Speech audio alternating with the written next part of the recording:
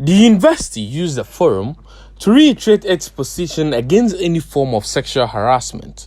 Authorities have always maintained their resolve to deal with any member of the university community found culpable of sexual harassment, despite being criticized for doing little or nothing at all to curb the practice.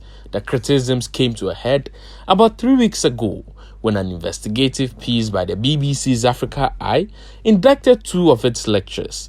The exposé dubbed Sex for Grades, which focused on sexual harassment in the University of Lagos and the University of Ghana, alleged that some lecturers in the 2 universities exchanged academic favors for sex from female students. Even though the exposé was greeted with mixed reactions, particularly on the quality of work and its titling, it sparked a national conversation on the need for relevant authorities to create a safe space for all genders. Following the exposé, the University of Ghana interdicted its 2 lecturers and has since formed a committee to look into the allegations. While many are anxiously waiting for the report of the committee, there have been calls for the publication of the names of persons that have been found culpable in the past for sexual harassment. Although the university welcomes these calls, it says its sexual misconduct policy does not allow for that, but steps are being taken to review it. At least ever since I got in office, 2 lecturers have been dismissed. We've not published the name because there's a difference in the policy between sexual harassment and sexual misconduct. Now, the sexual misconduct does not allow us, as in the policy, to publish the name. And we've not had any clear case of sexual harassment.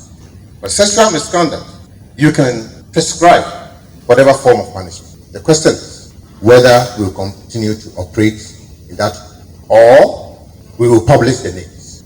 We have to seek legal interpretation and revise policy. The 2 lecturers indicted were Professor Ransford Jampo of the Political Science Department and Dr. Bob Butako of the College of Education. Professor Jampo, who has denied the claims, was seen in the video making sexual advancement towards a lady described as a student by the BBC Africa Eye. Dr. Butako, on the other hand, was captured offering help with national service placement to a student in exchange for a romantic relationship. Upon the airing of the documentary, several persons, including current and past students, made similar allegations suggesting that sexual harassment is rampant in the university. But the university at the forum indicated that it is not to blame if victims do not report such cases with evidence. A woman can also harass a man. Between a woman and a woman, unfortunately, between a man and a man. So the world is changing, and we must also change the way we think.